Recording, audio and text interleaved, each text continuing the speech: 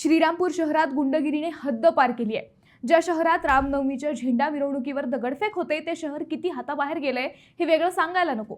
या शहराला वळण लावण्यासाठी कृष्णप्रकाश सारखा खमके अधिकारी व योगी आदित्यनाथ यांच्यासारखा नेता असावा ही प्रत्येक श्रीरामपूरकरांची इच्छा होती।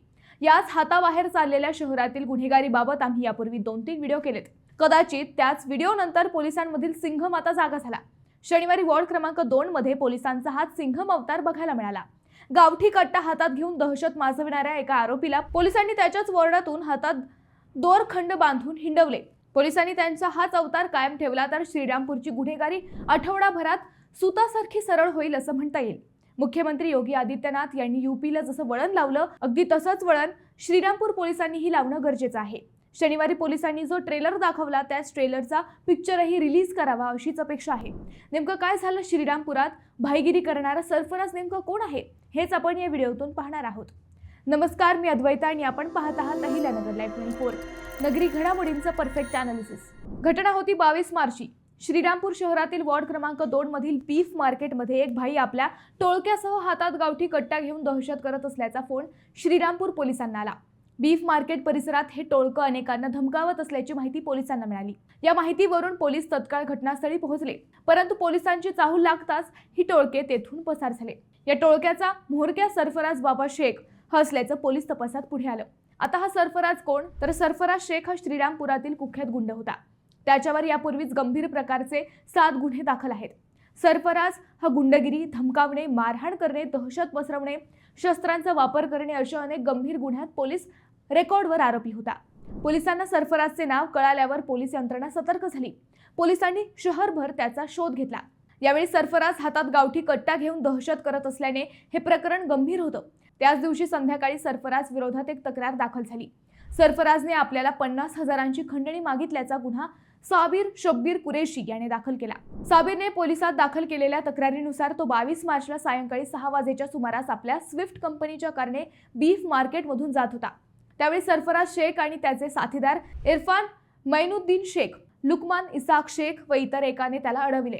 त्यानंतर या सर्वांनी शब्बीरवर कोयता उगारला। आपल्याला 50,000 रुपयांची खंडणी दे अशी मागणी सरफराज टोळीने आपल्याकडे केली। आपण खंडणी देण्यास नकार दिल्यानंतर आरोपी इरफान शेख याने त्याच्या डोक्यावर कोयत्याने वार करून जीवे मारण्याचा प्रयत्न केला। सुदैवाने साबिरने तो वार चुकवला, मात्र इतर आरोपींनी त्याला बेदम मारहाण केली। त्यानंतर संधी साधून साबिरने तेथून कारसह पळ काढल्याने मोठा अनर्थ टळला। या तक्रारीवरून पोलिसांनी भारतीय न्याय संहिता कलम 109, 189(2), 308(2) आणि 126(2) अन्वये गुन्हा दाखल केला। त्यापूर्वीच सरफराजने हातात गावठी कट्टे घेऊन बीफ मार्केट परिसरात दहशत पसरवली होती, त्याचाही एक गुन्हा दाखल झाला। हे 2 गुन्हे दाखल झाल्यावर पोलिसांनी सरफराजसाठी सर्च ऑपरेशन राबवले। गुप्त खबऱ्यांनी दिलेल्या माहितीनुसार सरफराज हा वॉर्ड क्रमांक 1 मधील ईदगाह मैदान परिसरात असल्याची माहिती पोलिसांना कळाली। पोलिसांनी तिथे जाऊन सरफराजच्या मुसक्या आवळल्या। अंगझडतीत त्याच्याकडे एक गावठी कट्टा व 2 जिवंत काडतुसे जप्त करण्यात आली। त्याला न्यायालयात हजर केले असता न्यायालयाने त्याला पोलीस कोठडी सुनावली। सरफराजने सामान्यांच्या नाकात दम आणला होता। अखेर त्याची ही दहशत मोडून काढण्याची नामी संधी पोलिसांनी साधली।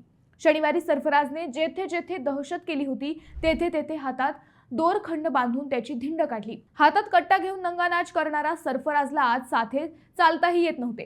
पोलिसांनी पोलीस कोठडीत त्याची भाईगिरीची सगळीच हवा काढून घेतल्याचं दिसलं। सरफराज चालताना लंगडताना दिसला। पोलिसांच्या या सिंघम स्टाईलची शहरभर चर्चा रंगली। पोलिसांचा धाक कायम राहण्यासाठी व अशांत श्रीरामपूरला शांत करण्यासाठी पोलिसांनी उचललेल्या या पावलाने श्रीरामपूरकर नक्कीच सुखावले। पोलिसांनी श्रीरामपूरमधील सगळ्याच गुन्हेगारांची अशीच धिंड काढावी अशी अपेक्षा सामान्य नागरिकांनी व्यक्त केली। पोलिसांनी दाखविलेल्या याच ट्रेलरवरून गुन्हेगारांचा अख्खा पिक्चर रिलीज केला तर श्रीरामपूर नक्कीच शांत होईल अशी अपेक्षा आहे। मित्रांनो, तुम्हाला हा विषय कसा वाटला हे आम्हाला कमेंट करून नक्की कळवा। शिवाय व्हिडिओ आवडला असेल तर चॅनलला सबस्क्राईब करून व्हिडिओला लाईक करायला विसरू नका। पुन्हा भेटू नव्या विषयावर, तोपर्यंत धन्यवाद।